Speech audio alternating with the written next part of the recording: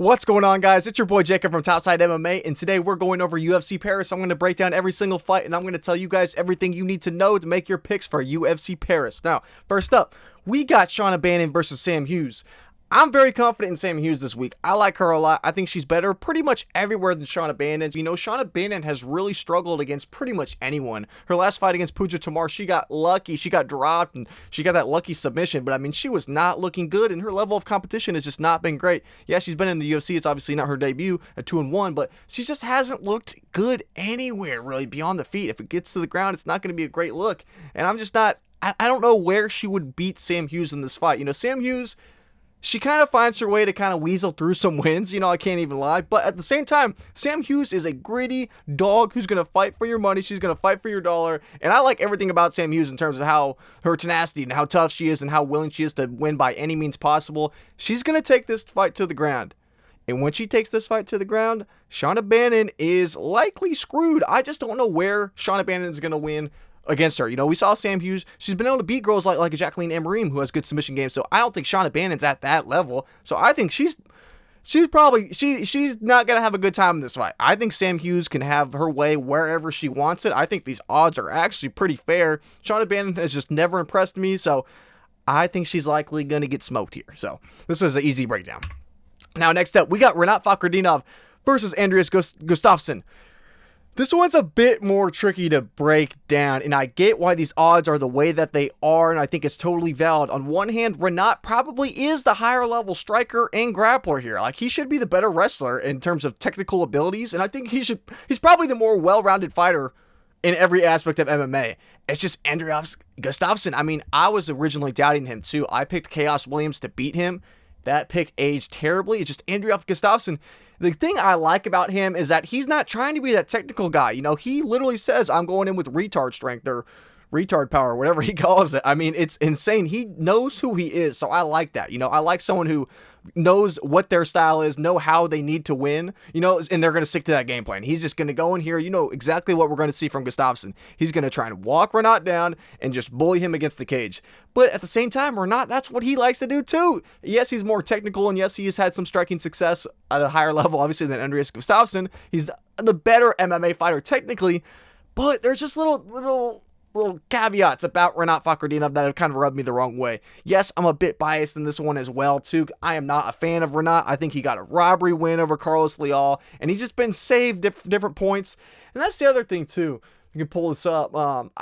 Something about Rinat just kind of, I don't want to say that he's getting lucky throughout his career, but it's like he's had a decent path so far. I mean, yeah, it's sub over Kevin Lee and Ryan Battle. Those fights, you can say what you want about those, but it's like he fought last year's Lucky Dos Santos, who's like 40 years old at that time, and he got a draw against him. Then he fought Nick Dalby, 41-year-old Nick Dalby, and then he got a robbery win against Carlos Leal. So it's like, how good is Rinat Fakhretdinov's recent history actually performing? You know what I mean? Like, how skilled is he? Because you look at this guy's record, what is he, 23-1? You're like, oh my god, this dude's absolutely insane. It's a bit overhyped than that. And the thing is, it's like, the weird thing that I've thought about this fight, it's like, okay, Andreas Gustafsson, very marketable. You know, I think they're gonna do him right. The UFC's gonna do him right throughout the matchmaking and what they're gonna choose to do with him, because he's a polarizing figure, and that's what the UFC needs, and they know they can make some money with him. So it's like, I don't know what the goal here is, because it's like, on one hand, okay, he's not some world-beating striker, you know, he's a wrestler, so maybe they're like, is this a layup? Not a layup, but I mean, is this the type of fight that Gustafsson wants? Like, just throw me against another wrestler and I can out-wrestle him, you know what I mean? Like, is that what he's kind of wanting here? Or at the same time, we've seen Rinat get some favorable matchups, and we've seen him get some favorable decisions that should not have gone his way. So it's like, at the same time, it's like, well, maybe they're trying to set Rinat up, maybe? They're giving someone that they can hang in the same department? I don't know. If I were to guess, I would feel like they'd want to set up Gustafsson more, because, I mean, obviously Rinat, he's not in Abu Dhabi anymore. You can't have that level of bias here in France, but this is just a weird one. This matchup, it's super cool. I think it's a great matchup. It just kind of surprised me a little bit. I was kind of surprised to see them do this, because I don't think the UFC wants to see either of these guys lose. So it is a bit interesting for me. I gotta lean Andreas Gustafsson, though, ever so slightly. The main thing is that Rinat starts to slow down later on. His cardio is not the best. It's not, like, terrible, but Andreas Gustafsson, how I likely see this fight going is I feel like Gustafsson is probably going to win the third round if it gets there. I think he's probably going to win that third round. I think the second round might be close. Rinat might start to slow down a little bit towards the end. But the first round, I think that's going to be a make or break. I think if Gustafsson comes out here hot, and I think if he wins that first round, I'd say he's probably a lock for the rest of the. I'd say that's probably a good bet money line spot, live money line spot, just because Rinat. I mean, he's going to have to deal with Andreas' literal retard strength for 15 minutes. So if he starts to crumble early, it's going to go downhill. I don't see it going any better than that. And we've seen him rock before. I mean, who knocked him? Rinat did knock Zaleski dos Santos, but I thought, who was he hurt against? Who is it? Maybe I'm tripping. I thought he was hurt. Maybe it was Dalby. No, I thought he got hurt one of his recent fights. I forget which one it was. But I think Andreas Gustafsson, his level of pressure and the pace that he can push, his cardio is solid. He can go all 15 minutes with no stop. So I'm going to pick, at a coin toss, I'm going to pick Gustafsson. This feels like a public spot where everyone pretty much doesn't really like Rinat and everyone loves Gustafsson. So I feel like he's going to be parlayed to shit. Gustafsson is this week. So if it's a close nail biter decision, I'm not going to be surprised if Rinat somehow squeaks out another close split decision like he's been doing, but I like Andreas Gustafsson ever so slightly. Very low confidence pick, but if I had to pick it, gun to my head, I'll pick Gustafsson. So, next up, we got Brad Tavares versus Robert Bryczek. No, I'm not saying that right. We're going to call him Robert. Now, Robert is not good. I watched the fight with Ihor Potieria, and I told myself, I was like, all right, you know what? I'm not going to go through the pain of watching 8 of this guy's fights. I watched a little bit of his regional scene tape.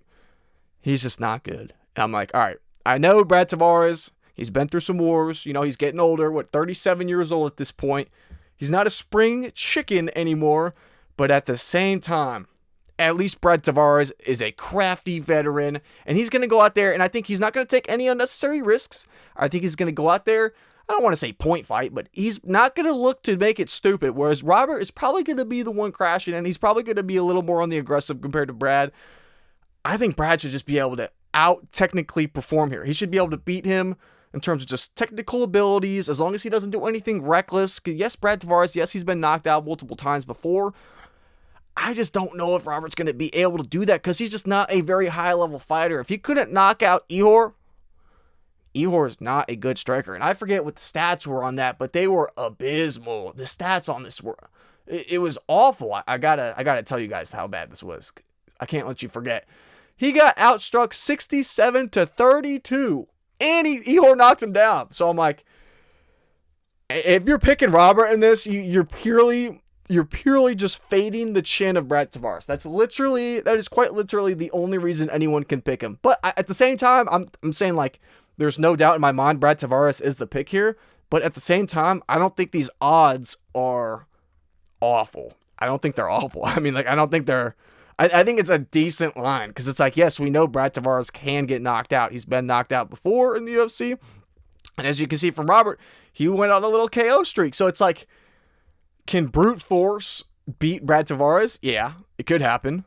He's been clipped before. He's getting older, 37 years old. But in terms of all the fights he's been through war. So if he got knocked out here, I would not be extremely surprised. But at the same time, there is no way in hell I could ever pick Robert to beat him here. So the pick's got to be Brad Tavares. Decently confident, but at the same time, he is getting older. He's definitely on the downward trajectory of his career, so you can't have a ton of confidence in him. But anyway, that does it for this one. Next up, Sam Patterson versus Trey Waters. Now, this is one I'm actually very excited to talk about because I don't want to say all over, but I am confidently... I don't want to say super confident. I don't want you guys to take it as like a super high confidence pick or anything. But I like Sam Patterson in this one. I think Sam Patterson is the much better fighter. I think he's going to work Trey Waters. I think Trey Waters, he's getting an L here. I think Trey Waters is going to take an L here. Sam Patterson, ever since he moved up, yes, he got knocked out by the Unal Ashmus. People like hate on that loss for whatever reason. Yes, he can keep his chin up. Yes, he can be hittable at times. Yes, I get why people say that. But, you know, Ashmus is low-key slept on. He's actually a solid fighter.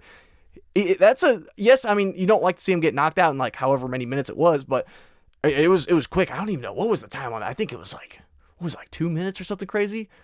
what was it? 1 minute and 15 seconds. Yeah, it was very early on, but that was at lightweight, man. When we've seen Sam Patterson move up to welterweight, he can take some shots. His chin is so much better than it was. He's just too damn big. Yes, he's skinny, you know what I mean? And he is kind of string beanie, but at the same time, he's not like a, I don't know, like a Shauna O'Malley is like, or like an Israel Adesanya. Those guys are like skinny, like no muscle, like almost to the bone. You know what I mean? Like that architect of skinny. Sam Patterson at welterweight is not that guy. You know, I don't think Trey Waters necessarily is either, but I think people are underestimating Sam Patterson's just overall strength and his ability, and his chin is holding up so much better at welterweight. We saw when he fought Danny Barlow, he ate some shots, and he didn't even seem phased. I mean, like, obviously you don't want to get punched in the face, but he ate some big shots from Danny Barlow, and they call him left hand to God for a reason. The dude can hit, the dude can knock people out.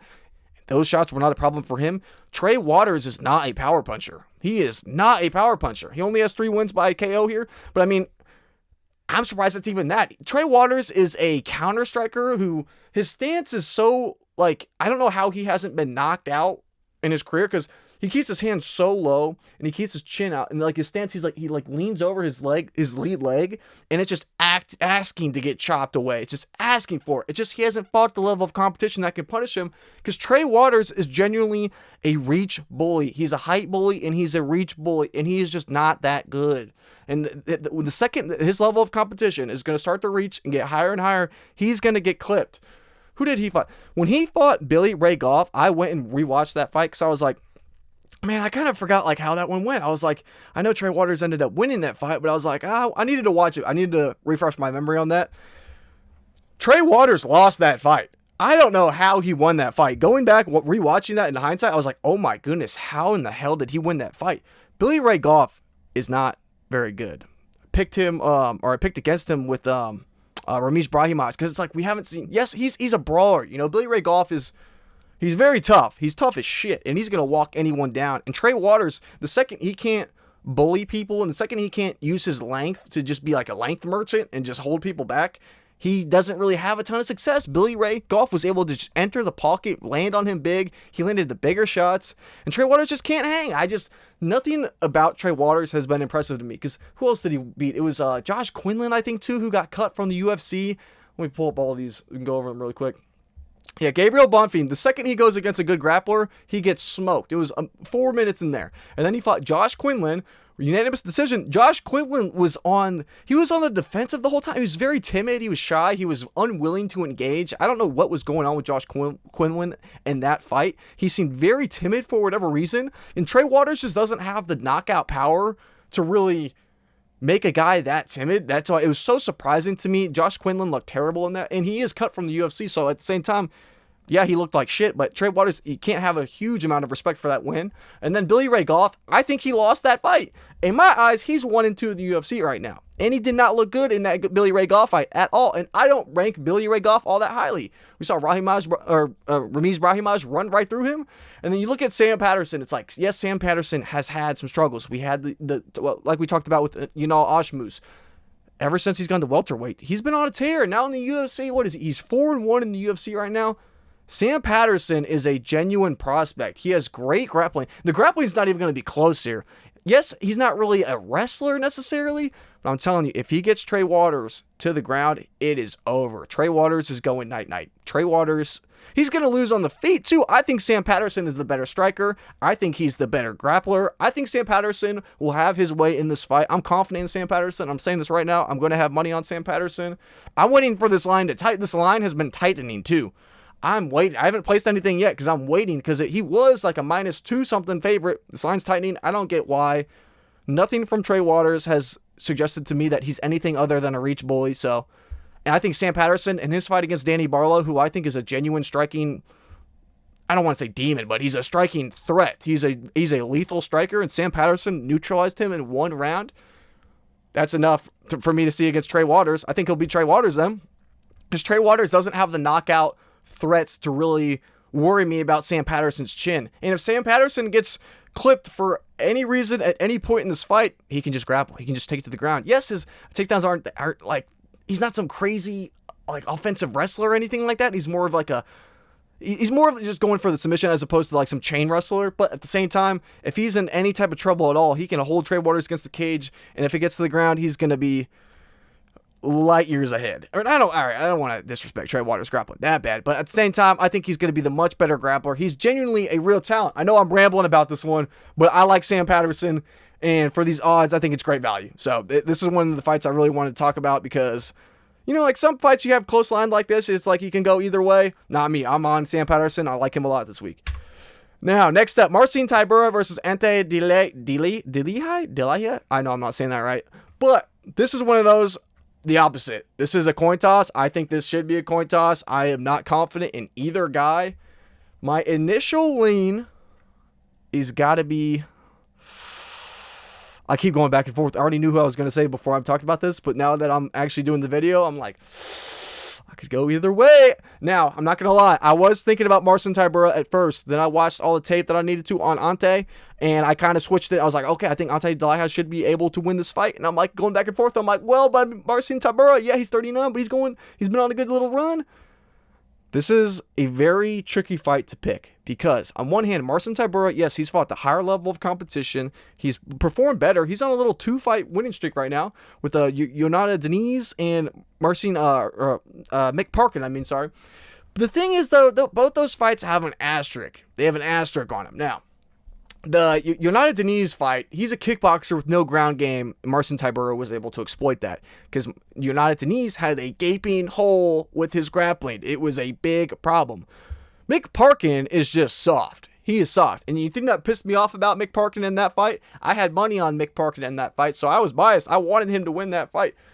But what pissed me off, and I don't want to say permafade for Mick Parkin because I think that was his first professional loss. Let me double check that really quick.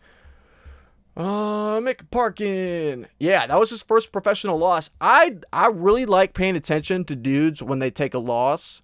You never want to see someone be like unsportsmanlike, but Mick Parkin takes his first professional loss. You know what I mean? That's taking someone's no diddy. That's like that's a big feat to talk about. You know what I mean? And Mick Parkin, after the fight, you know, he lost the decision. He has a smile on his face. He's talking to Tybura like, I don't want to see that. That's the last thing I want to see. I want to see you pissed off. Obviously be cordial, be sportsmanlike, shake hands, all that. Don't be smiling in the cage after you just took your first loss. And Mick Parkin the way he acted after the fight, I went back and rewatched it. I'm like, yeah, in that third round, he gave that fight away. He completely gave that fight away. If he would have put in a little bit more work, if he would have been on the offensive a little bit more, it didn't even seem like he was necessarily gassed out in that fight. He just seemed like he was being a pussy. So my point with all this is that Marcin Tybura, yes, he's on a little 2-fight win streak, but both of those fights I have a little asterisk by. Because Ante Delija, he is not a pussy. This dude is a tank. He is a beast. You have to kill him to get him out of there. He will not give up. I forget. Let me pull this up. He was in this recent fight. It was a 5-round fight, and I watched the entire fight. I'm like, oh my God, how did he not get knocked out? He was getting his ass kicked. I'm looking through his record right now. Who was it against? Was it Maurice Green? No, it was a 5-rounder. It was a decision. He lost the PFL belt for $1 million. It was the whole title. Bruno Capaleza. It was the second fight, I believe, because they had one fight before. Yeah, he got knocked out to this guy once before, but the second fight was they went all 5 rounds. I don't know how he didn't get knocked out. It was so bad to where this other dude was named Capaleza. He's looking at the ref. He's like literally looking at the ref and he's like, are you going to stop this? I'm literally beating the piss out of this dude. He does not give up though. So that's the thing. Yes, Marcin Tybura is probably the better fighter. Yes, he's fought the higher level of competition. He's proven himself to be so much better. The thing is though, is that Marcin Tybura is kind of at this point now where when he can exploit guys and he can barely edge it out, he'll get it. But it's like, it almost seems like he's not as hungry. It seems more like almost like a Patricio Pitbull, like almost like signing up for a paycheck.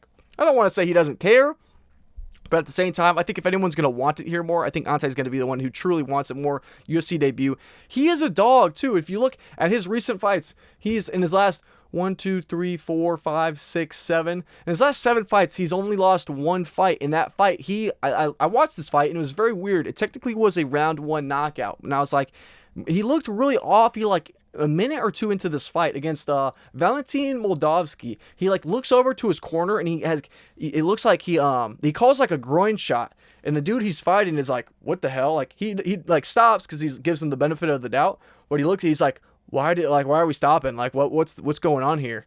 And because it wasn't a groin shot, and he like goes off for a second, and then he's fine. He goes back in. Turns out he tore his groin. Like, I had to look it up because they didn't say it. Like he kept fighting with a torn groin. It was really quick. It only lasted 2 minutes and 17 seconds. So it's not like the fight lasted all that long. But at the same time, it's like that's his only loss in his last 7 fights. It was a torn groin. It was an injury. So he's been on a little run here, and at 35 years old, yes, he's a late prospect. But I mean, I think he can probably win this fight. You know, the thing is his grappling has been, I don't want to say abysmal, but his grappling has been not the best. We saw when he lost his fight to Bruno Capoleza, he got worked in the grappling. He shoots these god-awful takedowns from 30 feet away, completely telegraphed. There's no setup on his takedowns at all. They are the sloppiest, most awful takedowns ever. But then you see in other fights, I forget which fight it was. I think it was Jorgen De Castro or it was Matthias Sheffield. There was one fight where he lands a beautiful takedown, gets it right to a ground and pound, and he lands a vicious ground and pound. And I was looked at that. I was like, damn, this dude can grapple. He could probably beat Tybura. But it's like, in some of his fights, his grappling looks great. In some of his fights, his grappling looks horrible. But it's like, when you go and look at these, it's like, well, I forget whichever one it was, he looked great, but in the grappling, but it's like when you look at these odds on these fights, he's a minus 550 favorite. He's a minus 350 favorite. He's a minus 600 favorite. It's like, yeah, he is dominating some of these lower level guys. So, I mean, he still looks good, but at the same time, it's like, yeah, they're not the best though. So this is a really tough one. I think if Marcin Tybura is able to grapple, if Marcin Tybura gets grappling success early on, Delija's probably cooked unless he gets like a 3rd round TKO win. But I think I think he has the knockout power. This dude has good cardio. He has solid knockout power. And that's the thing. His ground and pound is devastating. If he gets into a ground and pound situation, he's probably going to knock Tybura out. If at any point throughout these 3 rounds, except maybe like the first 30 seconds when Tybura is fresh, if he gets to a ground and pound position, if he gets to a full mount at any given point, and he starts landing ground and pound, Tybura's fucked. I mean, he's going to get knocked out. Because Tybura's he doesn't want to take the damage at this point in his career. He's getting old enough. He's like, all right, you know, he's not trying to go into any wars. Same with like when he fought Spivak. The second that armbar was in, he verbally tapped. He was like, screw this shit. I don't even want to go there. So it's like Tybura has the experience. He has good ground game. He has good grappling. He's been able to stop undefeated prospects like Denise. But it's like, you see him look against like Spivak. Spivak's a good grappler though, don't get me wrong, but I'm ranting about this one. This is a coin toss. I'm gonna pick right now. I'm picking Ante Delija ever so slightly. I keep pick flipping. I keep going back and forth. Literally, I think at the start of this video I said Tybura. I keep going back and forth in this one. I am so torn. I'm going to wait until weigh-ins, and I think that's probably when I'm going to make my final pick on this. That's probably going to give me the slight edge on either guy, because realistically, I think Marcin Tybura is going to dominate in the grappling, and he's just going to have his way. He doesn't give a shit about pulling a wet blanket in the most boring fight you've ever seen. Marcin Tybura does not care at all. So that's what makes me a little hesitant and like worried about Marcin Tybura, because he doesn't give a shit. He doesn't care about being a fan favorite or being all that. He will win by any means possible. But at the same time, Ante Delija, he's a dog. He probably wants it more at this stage in his career. You know, he's being called up for a reason. It's not like they're just bringing him into the United States. They're throwing him on this card for a reason. So is he going to be able to do it, though? Is he going to be able to knock out Tybura? Who knows? I don't see a submission coming his way. I don't see that at all. I see it probably would be a knockout from Ante Delija early on, or even it could be later on, too. But I could see Tybura getting a sneaky decision win. If Tybura wins, I would have to guess it would be by decision, because you'd basically have to kill this Delija dude to get him out of there. So I would say probably Marcin Tybura decision or Delija by knockout. That would have to be my guess for this. So I'm probably going to wait until weigh-ins for the final pick. But like I said, I guess I could go with the Ante Delija for now. But very, very low confidence pick. Next up, we got Oumar Sy versus Brendson Ribeiro. The stats do not lie on this one. Oumar Sy is kind of a bitch, and he screwed us on that Alonzo Menafield fight, and I don't even want to say Okay, I mean, in hindsight, I guess I regret the pick, but at the same time, that was more of Oumar Sy like shitting the bed and actually being. I don't want to rip on him too hard because he could definitely still run through me in like 15 seconds. No diddy. Pause. But what I will say about this is that he should win this fight. He should win this fight. I love Brendson Ribeiro. I'm biased because I don't like Oumar Sy and I like Brendson Ribeiro. So for me to pick Oumar Sy and be this confident in him, it goes to show I think he has, I don't want to say no way to lose this fight because he could be a soft little bitch like he did in his last fight and give this fight up. And just being an idiot too and not sticking to a game plan. Yeah, let me strike with Alonzo Menifeld. That sounds great. That was the worst thing about that fight too. It was the first round. It was like, I forget if it was the first or second round, but like there was one round where he decides to strike on the feet. I think it was the first round. He decides to strike. And I'm like, okay, like, shit, like, okay, like, maybe he's not looking great, but like, maybe he's gonna, it was like the last like 30 seconds of the round, I think, too. He like finally shoots a takedown. He finally gets a takedown. And I'm like, okay. The odds had like completely tightened up. I like threw a live bet on Oumar Sy because his money line like was, I don't want to say like a coin toss at that point, but it was like maybe minus 150, something close. I was like, okay, Oumar Sy, he just landed the takedown at the very end of this first round. He's finally waking the hell up. He's going to stick to a game plan. Money, you know, and then I think it was the second round, he starts to actually, he gets a takedown early on, he dominates in the grappling, so I'm like, okay, this dude finally turned on his damn brain, he's actually gonna use his brain and his intelligence to fight for the rest of this fight. Thank God, it finally flipped the switch in him. What does he do in the third round? Let's strike again. I don't know if he just got paid off, I don't know what the hell happened. It's making me so mad even thinking about that fight, just of how dumb and how soft he is, but all that to say, I still think he should win this fight. He still should win this fight. If you look at the stats at the bottom, Brendson Ribeiro, he has a 0% takedown defense. That's going to be a problem against Oumar Sy, who literally is a grappling specialist. I mean, that's all he wants to do. He wants to wet blanket guys. He wants to take guys down, get on top of you, and at that point, you're screwed. You're not getting up. Now, Brendson Ribeiro does have good BJJ game. He has good, powerful hands. He has good, slick BJJ abilities. It's just, I don't know if he's going to be able to get around the pressure of Oumar Sy. If Oumar Sy gets to his back, how is he going to throw up a sub when he has his back taken? You know what I mean? I don't know how he's going to really... He'd have to weasel his way to a submission in this, and I think Oumar Sy is just competent enough on the ground to not get thrown in any weird submission, and I think his cardio is going to hold up.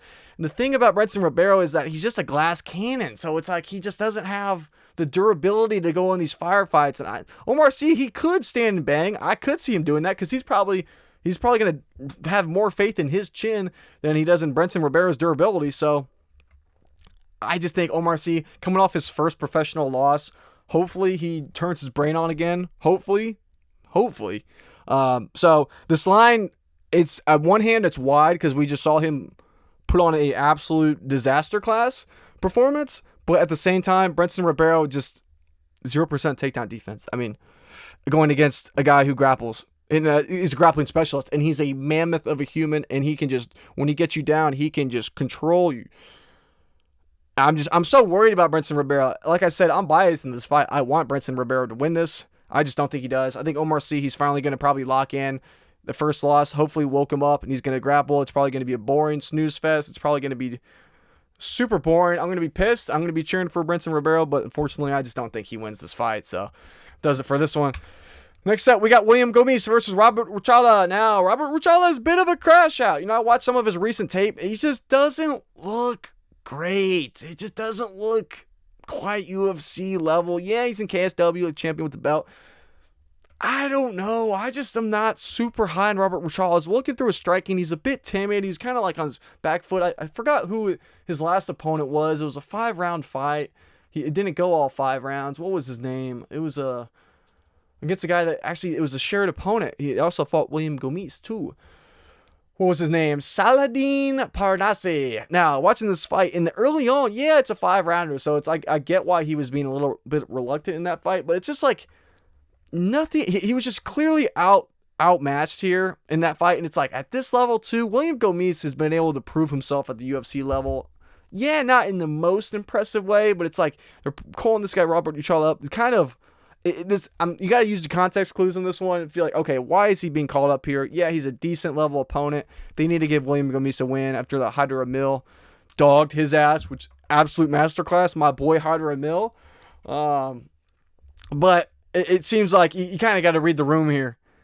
This is the exact type of fight William Gomis wants. I mean, quite literally, he's probably going to be, he should be the better striker here. Robert Ruchala is probably going to be a step behind in the striking. William Gomis is soft. He just wants to sit on his back foot. He just wants to counter strike the whole time. He's boring as shit. He can't even knock out Giannis Gamori until what was it, the third round when Peyton Talbot put him out in like 5 seconds or whatever that was.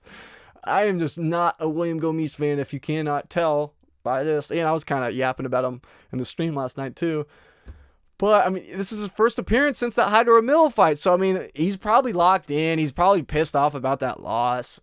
But you can't expect him to not fight as he's always fought in the past. This is probably going to be the exact same as all of his other fights. It's probably going to be boring.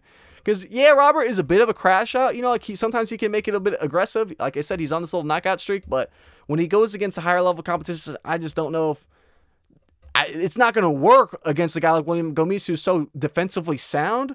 So I don't know if he's even going to go into this fight with that game plan of, let's make it a bar fight. Let's make it just a explosion of a fight, make it ugly. Like, I just don't see him doing that. And even if he does, I think William Gomis is probably going to be a step ahead in the striking.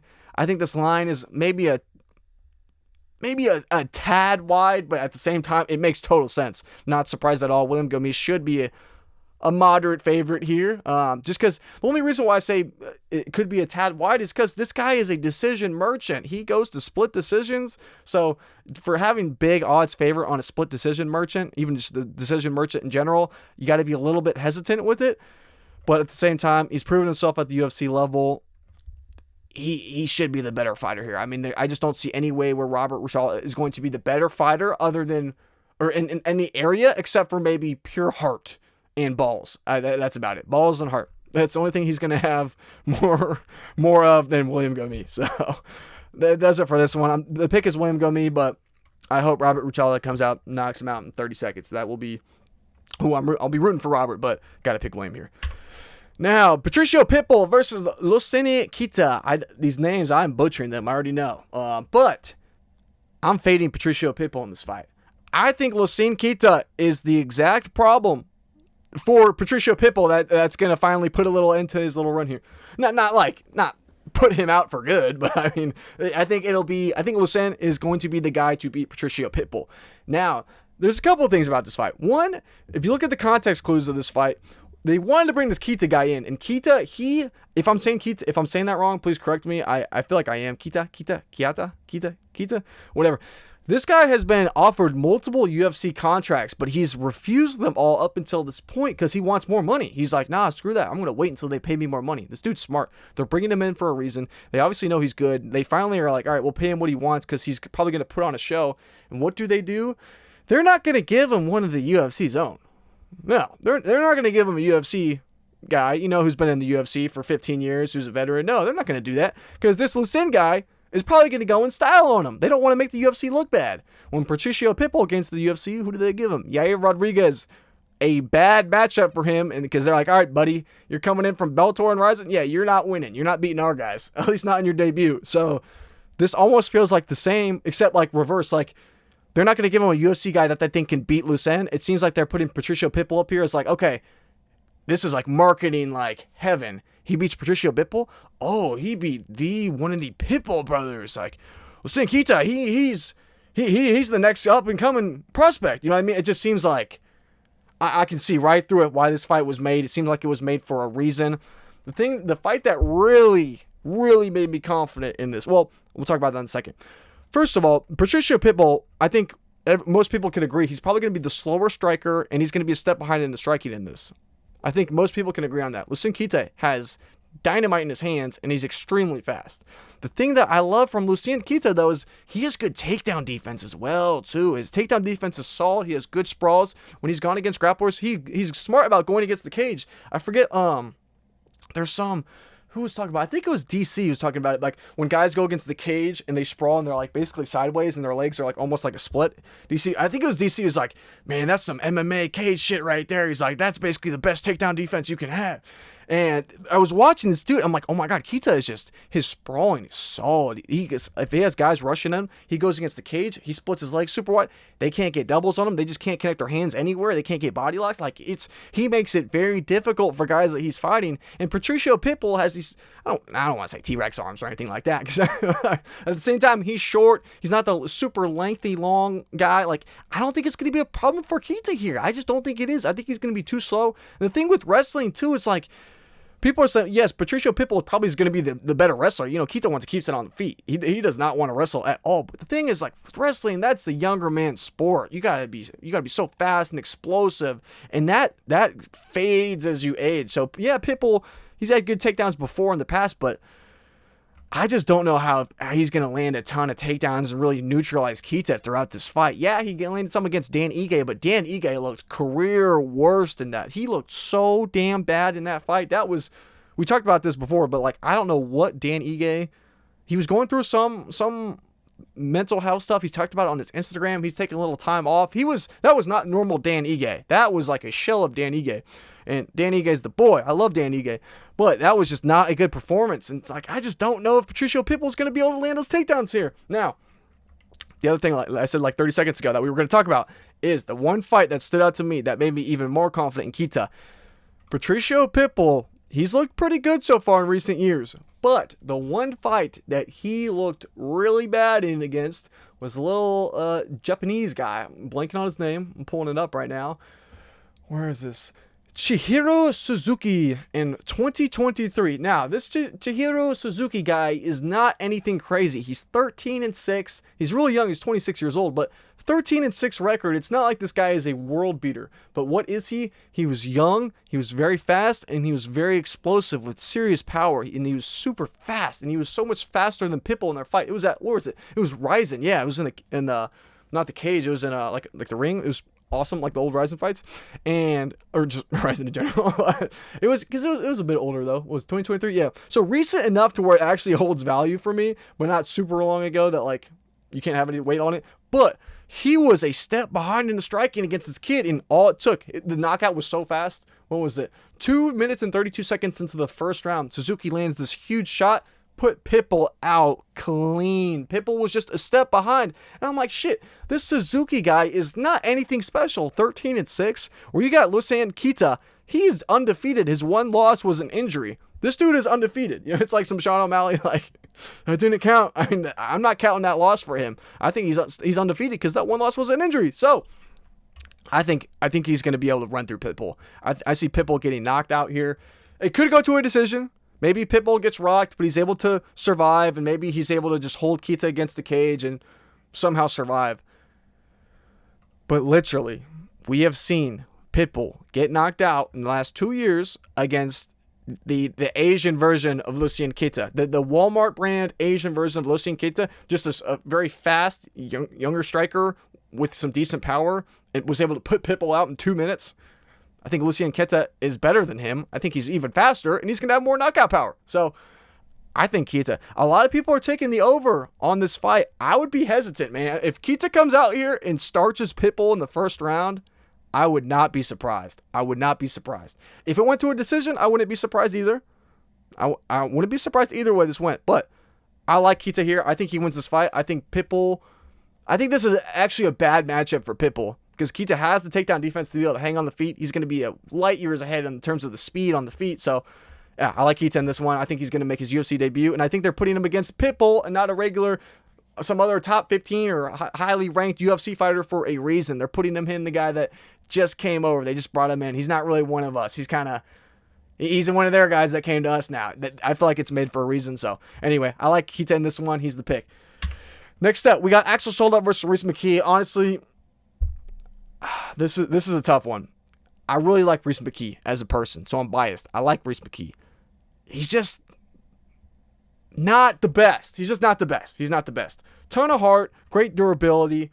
It just seems like his striking is just like slow, and it's like It worries me. It just almost, sometimes when you watch his fights, it kind of seems like you're watching it in like slow motion. Sometimes his hands are just so slow. I mean, yeah, he was able to run through friends on his last knockout win, which was awesome. You love to see it. And I'm a Reese McKee. I like him. I like him a lot as a person. He seems like a cool dude. I will be rooting for Reese McKee 100%. I hope he wins.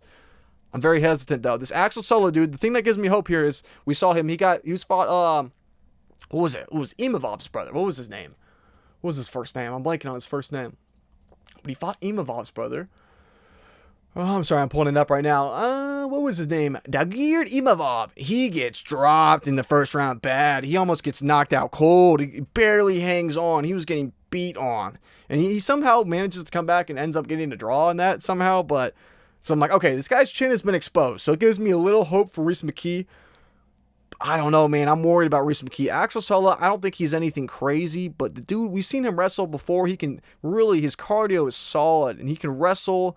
Yeah, I'm not saying it's anything special because it's against lower level competition, but at the same time, it's not like Reese McKee is some top 15 UFC fighter. Like, this one, it has me so conflicted. On one hand, I get why people are leaning Reese McKee. He has the UFC experience. You know, he has fought the higher level of competition. Axel Solo, yes, we've seen his chin be a problem before in the past.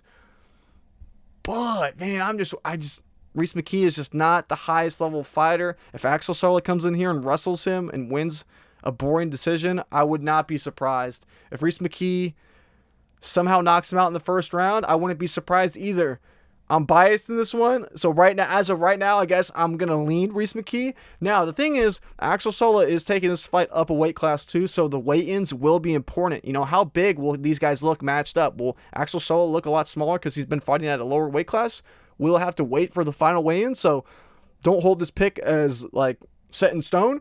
I'm going to pick Reese McKee for now, but like I said, the weigh-ins are very important for this one, so I'll wait for my final pick on this. Oops. Now, next up, Balaji Oki versus Mason Jones. I like this fight a lot. I like Mason Jones in this fight. I like Mason Jones. This is maybe not exactly. I'm more confident in Patterson, but Mason Jones almost feels like a similar spot. I don't think Balaji Oki's good. Balaji Oki is not impressive. He is the definition of he's athletic, but he's not very technically good. He's not that good. Mason Jones is solid. The thing about Mason Jones, I love Mason Jones. He's a dog. He has a good chin. He's ready to go to war. He doesn't make the brightest, like, fight decisions. You know, sometimes his fight IQ is a problem and it costs him, and it's a bit infuriating at times. But he's a dog, and he should just... Balaji Oki, it's more like... Do I think Mason Jones is a world beater? No. 16-2, that record makes it seem like he honestly is maybe a little bit better than he actually is. At the same time, though, same with Balaji Oki's record. Balaji Oki, I don't want to say lucky, but I'm not high on Balaji Oki. So you look at Balaji Oki's losses. I mean, you could give him a pass for the Chris Duncan guillotine. I get why people could give him a little bit of credit on, or come a little bit of slack on that, but he shot himself right into it. It's like, oh my goodness, brother, what are we doing here? Mason Jones, BJJ black belt. He's a judo black belt. He's going to be light years ahead on the ground, but we'll talk about that in a second. But you look at Balaji Oki's recent fights. He fought Michael Aswell, who stepped up on short notice, and these guys went to war. He went to war, and Michael Aswell is starting to slow down because he took it on like a couple days' notice. And the striking was Balaji Oki barely outstruck him 136 to 118 on a guy who's not UFC level, who stepped up on short notice, and you're going to war with that guy? And then before that, you get subbed to Chris Duncan in, what was it, 3 minutes? Before that, he goes to a split decision with Timmy Kawamba, who's not good either. Balaji Oki is overrated. He's just athletic. He's just not very good. He's not good. I don't get why anyone could be picking Balaji Oki here. At least with Mason Jones. He's fought better competition. He's looked better. He's the higher skilled athlete. Yeah, he's not the best on the feet defensively, but the thing is, he has durability. He has the chin. At least he can hang. That's why I kind of have a slight lean towards Reese McKee. It's like, yeah, Reese McKee is hittable, but at the same time, if you're going chin for chin, Reese McKee's going to win that fight. Same with this. We're going chin for chin. Mason Jones has a damn good chin. It's like, you look at his losses. He lost to Ludovic Klein, and he lost to Mike Davis. And he lost to Alan Patrick, but Mike Davis and Ludovic Klein, those are solid losses. Both of those guys would absolutely run through Balaji Oki. Just so we're clear on that. They would destroy Balaji Oki. Balaji Oki would be dominated by either of those guys. So I know I'm sounding a bit more passionate on this than I should be, because I think it probably will be a fun fight. You know, I could likely see this going to a decision. It's probably going to be a lot of striking. If Mason Jones was smart, though, use your judo background. Take this fight to the ground. Blazioki on the ground. That's how Mason Jones is going to win this fight. That's why, like, if Mason Jones just has a boring decision fight, dominates on the ground like he really should, he'll look minus 500 here. He will look bounds ahead of Blazioki. That's what worries me about Mason Jones is, will he do that? Or will he just want to stand and bang on the feet against Blazioki for 15 minutes and look like an actual coin toss on the odds? That's where I feel like these odds could be if they're like that. But Mason Jones, he has the ground advantage. He's going to be better on the ground here. Please, Mason Jones. Please, Mason Jones. Because I'm going to have money on Mason Jones. I'm saying this right now. He's the pick. I will have money on Mason Jones. So if we see 15 minutes of striking and I hear we have a 29-28 Blasi, we have 29-28 Mason Jones, and I got to hear it split, I'm going to be so pissed because Mason Jones has a path here. He has a path. Will he take it, though? We don't know. The pick's got to be Mason Jones, though. I like Mason Jones. He should win this fight. I think if these guys fought, I feel like if these guys fought 4 times, Mason Jones should win 3 out of them. Like the odds, I was trying to think of because that would put him at what? That would be like a minus 300. I don't think he's that wide. I would give Mason Jones probably a minus 2 something favorite in this fight. I'd rank him minus maybe 220 in this fight. So even this, just for me, this is plus EV. I think this is positive value here. I like Mason Jones, but enough rambling. The pick's Mason Jones. Definitely not pick flipping on this one. Next up, we got Modestas Bukauskas versus Paul Craig. I feel like there's not a whole lot that needs to be said for this one. I like Modestas Bukauskas, but Paul Craig is. I feel like people are underestimating Paul Craig a little bit. I guess that's the one thing I can say about this that I guess maybe not a ton of people are saying, is that I think Paul Craig is underestimated. I mean, we saw what he did to Rodolfo Bellato. I mean, yeah, it was a weird situation with Bellato, like, going to the Shadow Realm, and the acting. I don't know what the hell happened there. But at the same time, Paul Craig did not look terrible out there, man. Like, don't sleep on Paul Craig. Modestas Bukauskas has been clipped many times before. 4 out of his 6 losses are by knockout. Now, does Paul Craig have these awesome hands that he's going to put a boxing masterclass on Modestas? No, I'm not saying that. But, and I guess that one knockout loss included the Roundtree knee, all that nasty shit. But at the same time, I mean, Paul Craig, all it takes is one shot. These are heavy boys, light heavyweight. We see Modestas Bukauskas clipped multiple times. I wouldn't throw Modestas Bukauskas in every single parlay as like the lock. Now, I honestly think I might have a parlay or two. I might have one parlay with Modestas Bukauskas because the value is not terrible and it makes a lot of sense. I do think he should win this fight. And I honestly don't think the Paul Craig Hail Mary, like, round 1 sub at plus probably whatever couple hundred it is, probably, I don't know, 700, 800, 900. I don't know. Whatever crazy odd, or maybe just the sub prop. I don't know what his sub prop is. Probably plus 500, plus 600. Maybe. I haven't really looked at that line yet, if it's even out. But I don't even know if that's worth playing it. You know, I think, honestly, if you're going to take this, I don't even know if the Modestas Bukauskas by KO or by decision's even worth it. I'll have to see what the odds are. Obviously, I haven't seen it yet. You could look at, I'm going to look at the Paul Craig submission only, maybe. Have to look on that. We'll talk about that in the betting video, though. For now, the pick's got to be Modestas Bukauskas. He should be the younger, better striker. I don't think Paul Craig has the takedowns to be able to really implement his grappling on the ground. I think Modestas Bukauskas is probably going to be training takedown defense only for this entire damn camp. I mean, that's all he needs to worry about here, is just not getting taken down. And Paul Craig doesn't really have the offensive wrestling to be able to do that. So the pick's got to be Modestas Bukauskas, but I'd be a bit hesitant without throwing him in every single parlay. It kind of it's kind of in the same boat of BSD versus Mauricio Rufy. I think Rufy should win this fight, but at the same time, I probably will have Rufy in a parlay or two, but gotta be careful here, man, because BSD, his striking is piss. I mean, oh my God. When he just fought the Kyle Prepa, I'm blanking on his name. What was his name? Kyle Prepelek. His striking, he was going tit for tat against a regional guy stepping up on a day notice. And they were going tit for tat in the striking. BSD, you're a ranked UFC fighter. What the hell are we doing here? That's how bad the striking was. It was god awful. I can't even, I could go on about that. But, so, in the striking, I get why people are like, oh, Ruffy's going to be light years ahead in the striking. And you're damn right. You're damn right he is. If this was a boxing match, Ruffy would be at minus 30,000. You know what I mean? Like, it would not be close on the feet. But, that's the thing. But, Ruffy's grappling has just not been tested all that much. And his cardio has been a bit of a, I don't want to say red flag, but it's been a bit of like a, maybe that could be a problem. Maybe that's something we need to consider. So I think the minus 200 price tag is decently fair. I think the Fighting Nerds hype, honestly, probably isn't playing a ton into that. It's just, or maybe it is. I mean, at least BSD has fought at the higher level of competition because Ruffy, I mean, yeah, he beat Bobby Green, but like he beat geriatric Bobby Green. That's not the best win. And it's like even his Contender Series fight, yeah, he got that late knockout, but like it was competitive. It was competitive. You know, I think it was 1-1. He got that last one. I'm like, you could have had it against him too. You could have scored it against him going into that third, but either way, he somehow managed to pull it out.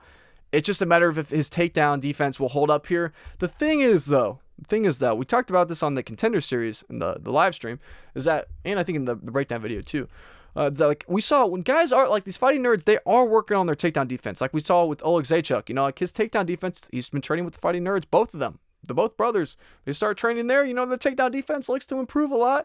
And I just don't know if BSD, yes, BSD is very good on the ground, but I don't know if he's going to necessarily have the wrestling, offensive wrestling that he's going to need against Ruffy to really take him down.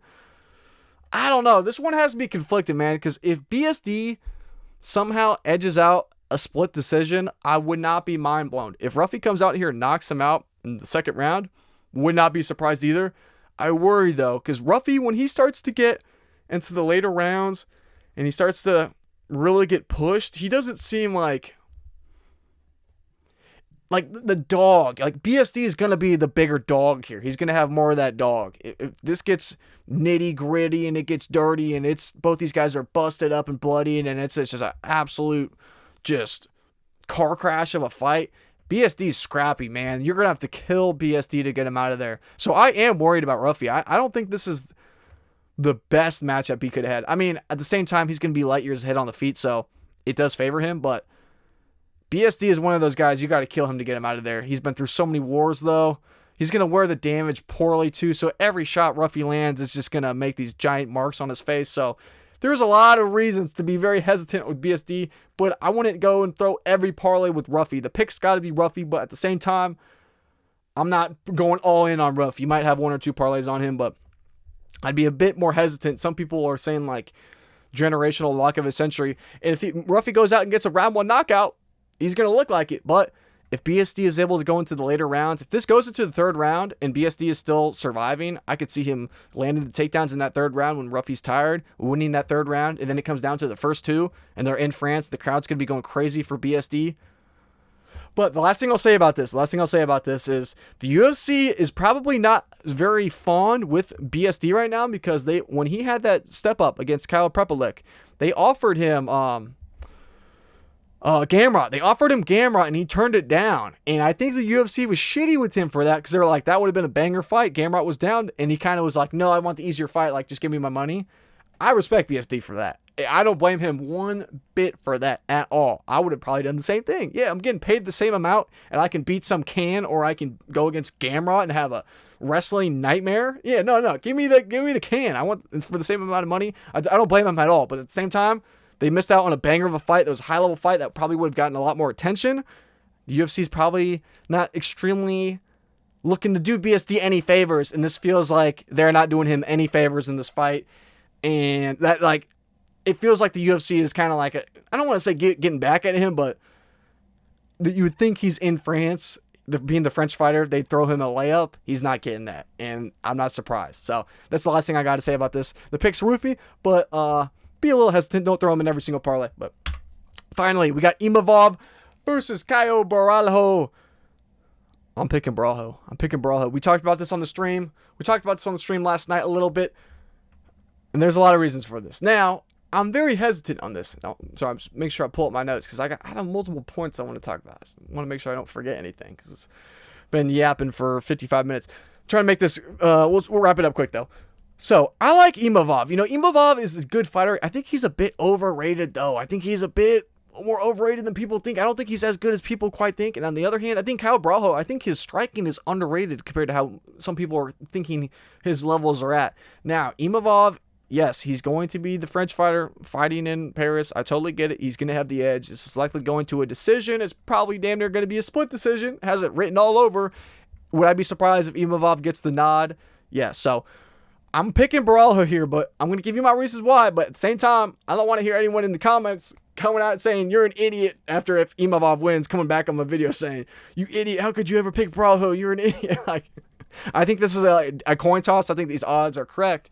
But there are a couple things that stood out to me. One, the main thing here is the fights that Imavov and Borralho had against Cannonier. Now, Imavov got lucky on that stoppage. That was a shitty stoppage. Yes, was he going to win that round if it wasn't stopped? Yes. The thing is, though, people forget, before that fight was stopped, Cannonier was winning that fight. On the scorecards, Cannonier was up, right? If that fight was not stopped, they would have been tied going into the final round. That fifth round would have been make or break.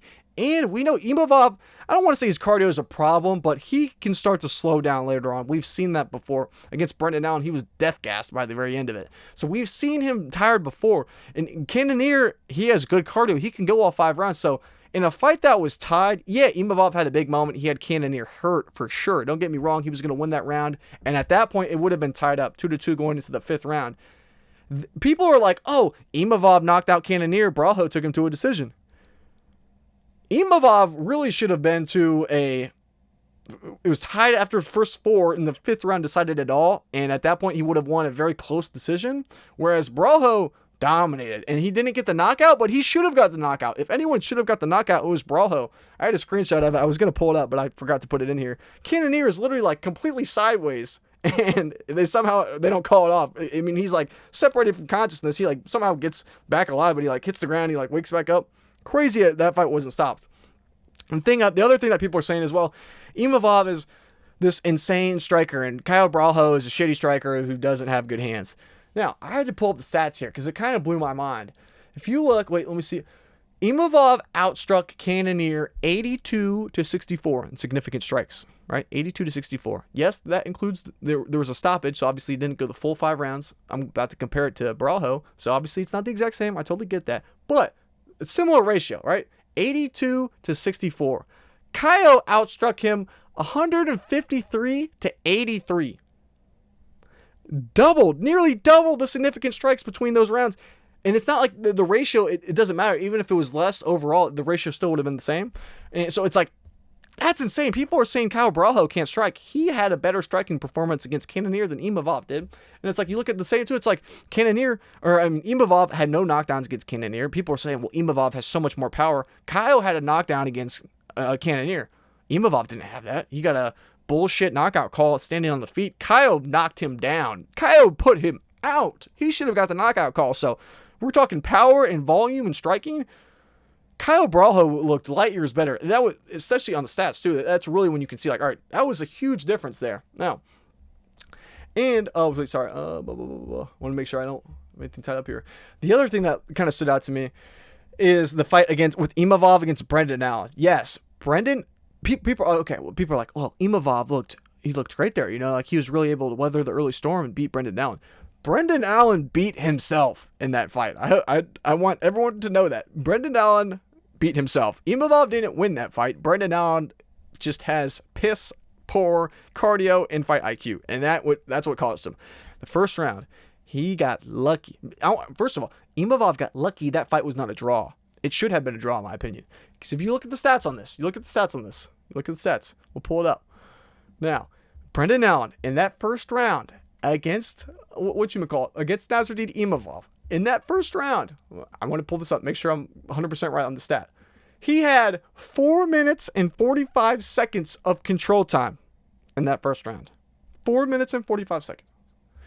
Imavov landed one significant strike, and he got controlled for 4 minutes and 45 seconds. How that was not a 10-8 round is crazy. It's kind of crazy. You look at stats. That's quite literally like the definition of a 10-8 round. It's dominant control. Like, I literally looked up the definition of this too for a 10-8 round. And I was like, I'm not saying anything stupid here.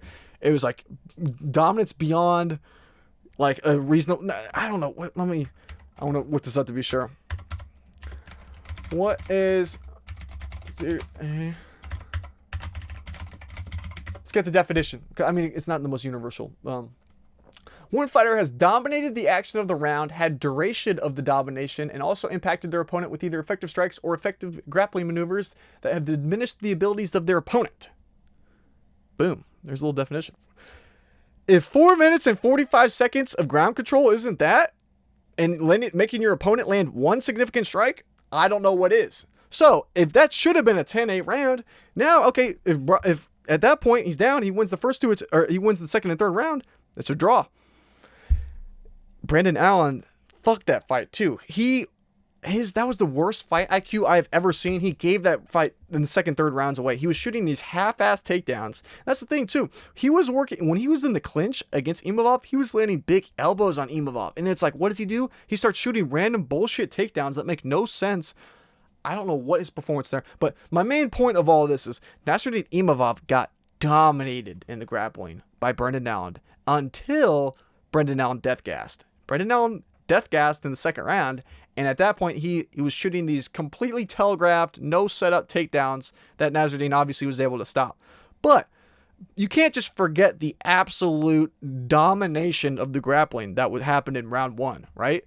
And that brings me to my next point. Caio Borralho and Brendan Allen just had a grappling match, and Caio Borralho beat Brendan Allen in the grappling match. MMA math, you can't use MMA math. I mean, it kind of applies here. Caio Borralho beat Brendan Allen in the grappling match, and Brendan Allen dominated Imavov in the grappling. Yes, I mean, you can't do that for 5 rounds. 5 rounds, I get it. It's not like he can just go all balls to the wall in the first round and then death gas. Like, I get Caio's not going to do something crazy like that. At the same time, that's a hole in Imavov's game that Caio Borralho is going to be the better grappler. He should be able to exploit that. Now, last thing I'll say. Some people are talking about, and I know Dana White brought this up, whoever has the more exciting performance between these guys or RDR and Ruffy, they're going to get the title shot. Bro, Caio Borralho just needs to get the win here.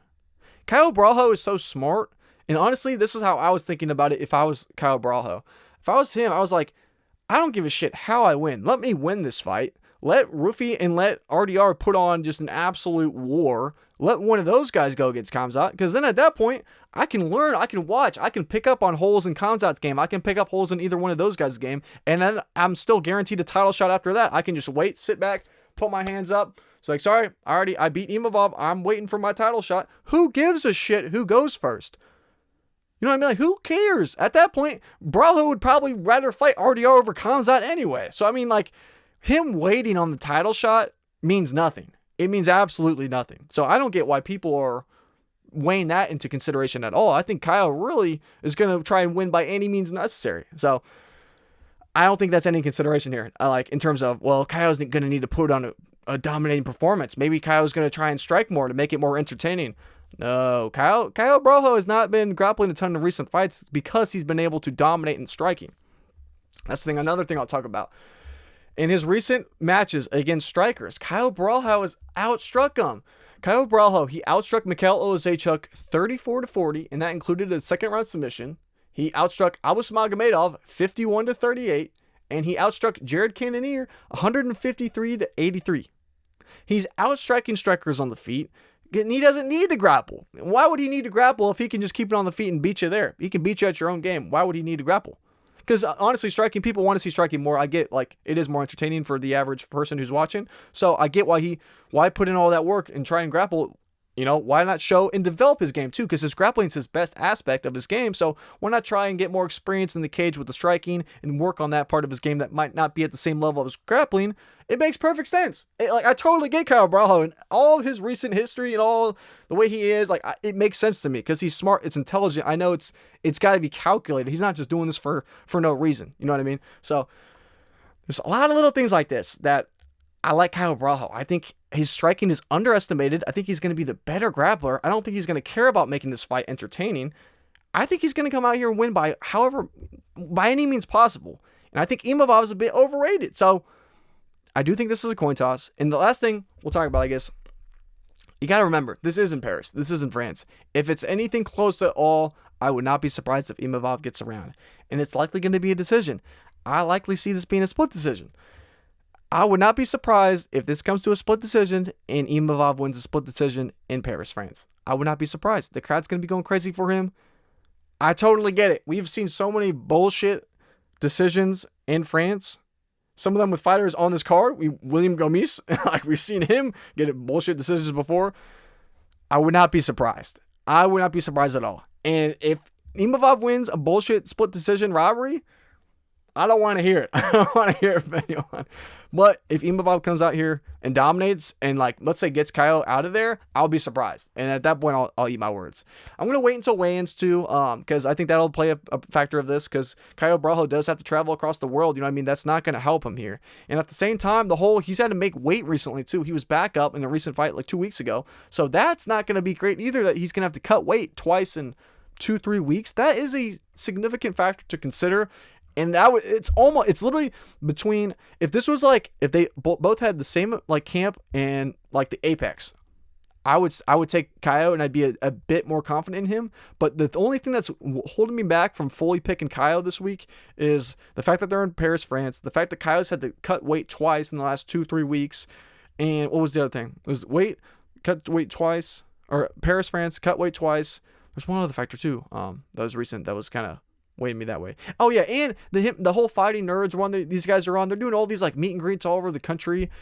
I think Imavov is probably taking this more seriously. He's probably more locked in. He's probably training more intensively than Caio, if I were to guess, because Caio Borralho is doing all these other things around the world. He's cornering his other guys. He's more busy and he's more distracted by the other things in his life. So I thought about picking the Imavov, flipping a little bit, because I feel like damn near everyone that I've talked to, they're all picking Imavov.